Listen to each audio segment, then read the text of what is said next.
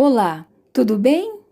Hoje eu estou gravando meu segundo vídeo da série Minha História. Se você quiser acompanhar desde o começo, é só clicar em algum lugar aqui no vídeo e assistir o meu primeiro vídeo, ok? Hoje eu estarei falando a partir da história que eu tive com meu primeiro professor de Libras, tá? Ele foi meu primeiro professor de Libras, meu namorado, ele ensinou Libras para mim, eu tive um desenvolvimento básico, né, da língua. Depois o relacionamento acabou. Mas por que acabou? Porque me disseram, fiquei sabendo, que eu não era a sua única namorada. Ele tinha várias namoradas. Ele era muito namorador. Foi quando eu desisti e continuei a minha missão sozinha. Sou muito grata a ele, porque foi ele quem deu as primeiras ferramentas para que eu pudesse iniciar o trabalho com surdo. Foi com ele que eu aprendi o jeito de ser surdo, o básico de Libras. Ele me deu muitas riquezas, tá? Ele me introduziu ao mundo do surdo. Por isso, eu sou muito grata. Ele me levou, inclusive, a conhecer a Igreja Batista do Guabirutuba, um bairro de Curitiba, onde tinha uma igreja. O pastor Marco liderava, era pastor de um grupo de surdos. Lá eu fui com ele, conheci o grupo de surdos, conheci o pastor Marco.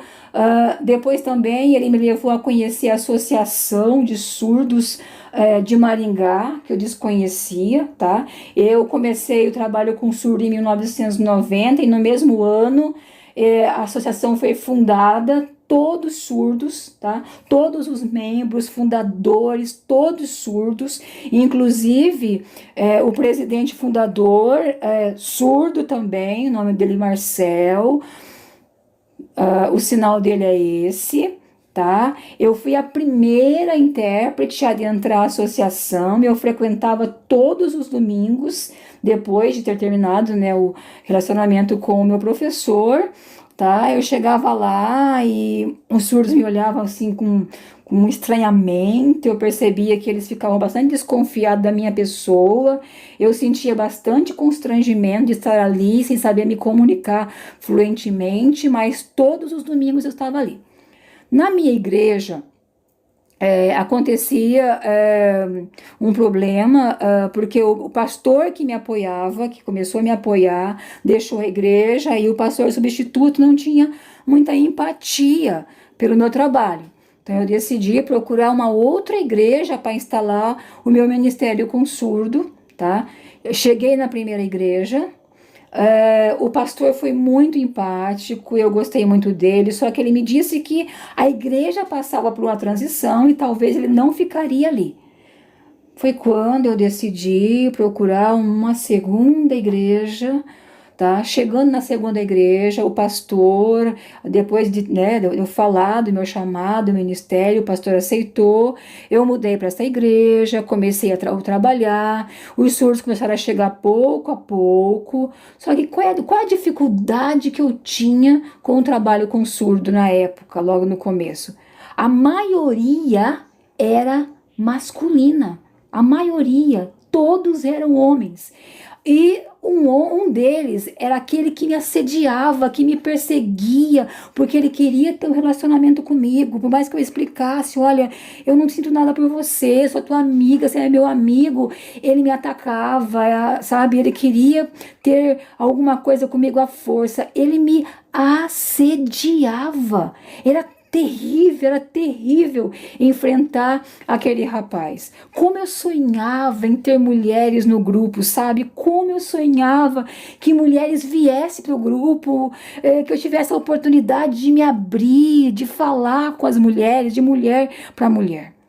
Eu frequentava a associação, tentava me aproximar dessas mulheres, mas eu tinha uma dificuldade ainda de me comunicar com elas. Só sabia o básico, só o básico. Aos poucos eu ia me aproximando e aí um dia resolvemos fazer um congresso na igreja, tá? Organizei um congresso e eu convidei todos os surdos da cidade para participar e as mulheres foram. Entre elas tinha uma que me odiava, mas eu as tratava com muito carinho. Quando acabou o congresso, elas continuaram frequentando meu grupo, continuaram frequentando a igreja, e eu pude desabafar com elas sobre a dificuldade que eu tinha com esse surdo que era obstinado, que era obcecado por mim e que eu sofria muito.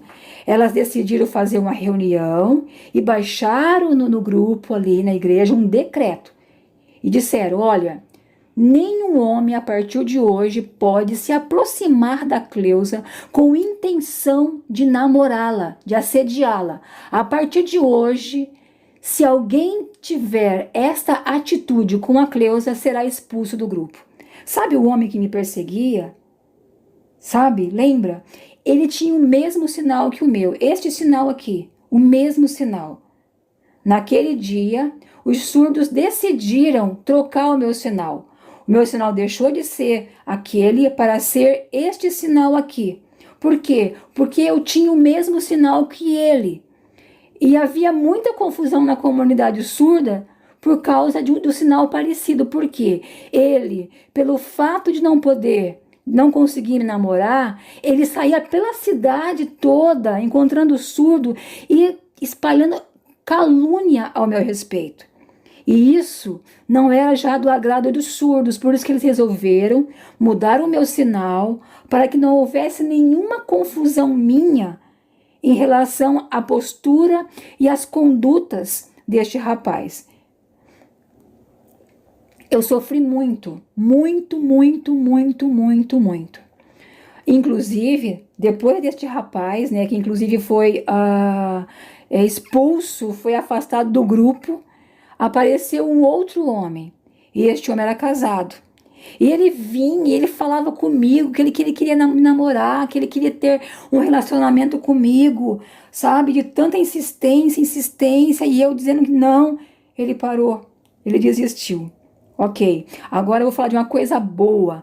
Nesse tempo também, em meio a essas turbulências toda que eu vivia, nós começamos a primeira turma de Libras na igreja. Eu trouxe o professor Roberto, surdo, de Londrina, e ele foi o professor a dar aula para a primeira turma de Libras na minha igreja. Realmente foi um presente este curso, porque daí agora eu não estava mais sozinha como intérprete. Eu ganhei algumas intérpretes para a minha equipe. Só que outro problema na igreja aconteceu. O pastor estava com algumas atitudes, algumas condutas, eu não concordava. Eu saí novamente da igreja. E vocês sabem quem eu encontrei? Eu encontrei aquele mesmo pastor da primeira igreja que eu visitei. Eu adorei, foi maravilhoso. Fui para lá eu desenvolvi, cresci, fiquei cada dia mais fluente, passei a viajar, participar de congresso. Fiquei 9 anos trabalhando com surdos em Maringá. Antes eu me casei, é lógico. Depois eu adotei meu primeiro filho surdo, o Fernando. Meu primeiro filho surdo, o Fernando. No terceiro vídeo eu vou explicar como aconteceu a adoção do Fernando, ok? No terceiro vídeo, não percam, não percam. Eu estarei contando pouco a pouco a minha história, resumidamente. Impossível contar toda a história no vídeo, não é? Mas agora, eu quero que vocês curtam este vídeo, se inscreva, me siga no meu Instagram, no meu Facebook, ok? Tchau, tchau, um abraço e até o próximo.